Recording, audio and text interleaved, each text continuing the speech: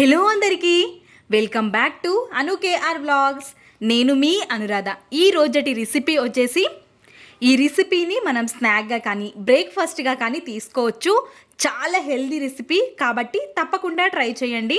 చూస్తున్నారా, లోపల అన్ని వెజిటేబుల్స్తో చాలా హెల్దీ రెసిపీ కాబట్టి చూసేయండి ఫుల్ వీడియోని.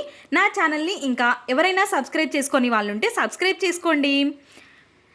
ఒక గిన్నెని పెట్టేసుకొని అందులోకి మనం 2 టమాటోలని, ఒక క్యాప్సికమ్ని తీసుకొని వీలైనంత సన్నగా తరుక్కొని తీసుకోవాలి. క్యారెట్ తురుము, ఆలుగడ్డ తురుముని కూడా యాడ్ చేసుకొని కొత్తిమీర, కరివేపాకుని కూడా తీసుకోవాలి. పచ్చిమిర్చి, ఉల్లిపాయ ముక్కల్ని కూడా యాడ్ చేసుకొని అల్లం వెల్లుల్లి పేస్ట్ని 1 స్పూన్ వరకు తీసుకోవాలి. రుచికి సరిపడా ఉప్పుని కూడా యాడ్ చేసుకోవాలి. మీరు కారాన్ని కూడా తీసుకోవచ్చు. నేను పిల్లలు కూడా తింటారు కాబట్టి కారంని అవాయిడ్ చేశాను.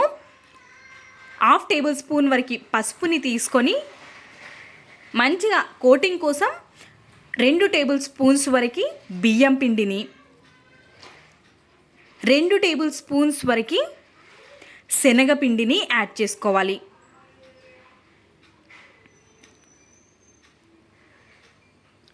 ఇప్పుడు మనం మంచిగా మిక్స్ చేసుకొని కొద్దిసేపు ఉంచిన తర్వాత జొన్న పిండిని కూడా 2 స్పూన్ల వరకు యాడ్ చేసుకోవాలి. ఇక్కడ చూస్తున్నారు కదా, ఈ విధంగా ప్రెస్ చేస్తూ మనకి అన్ని వెజిటేబుల్స్లో నుంచి వాటర్ ఊరే విధంగా మంచిగా ప్రెస్ చేస్తూ కలుపుకోవాలి.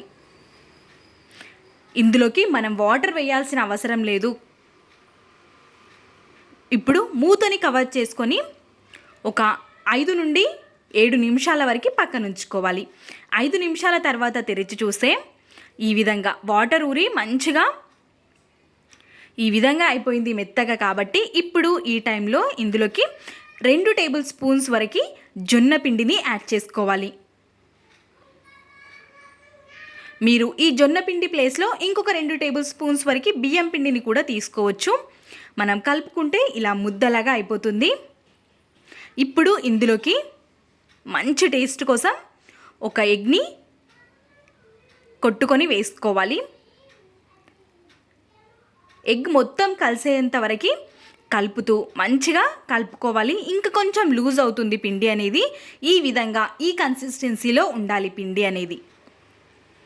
ఇప్పుడు ఒక గిన్నెని స్టవ్ పైకి పెట్టేసుకొని ఇందులోకి ఒక 3 నుండి 4 చెంచాల వరకు నూనెని వేసుకోవాలి. నూనె మీరు ఈ విధంగా వేయించుకొని తీసుకోకపోతే డీప్ ఫ్రై కూడా చేసుకోవచ్చు.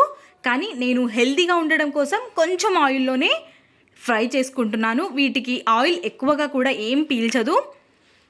ఎక్కువగా ఇందులో వెజిటేబుల్సే ఉంటాయి కాబట్టి ఈ విధంగా ఒక్కొక్క ముద్దలాగా తీసుకొని స్ప్రెడ్ చేసుకోవాలి. ప్యాన్ పైన రౌండ్గా వచ్చే విధంగా ప్యాన్లో ఎన్నైతే పడతాయో అన్ని మాత్రమే వేసుకోవాలి. ఇరుకుగా వేసుకుంటే తొందరగా ఫ్రై అవ్వవు.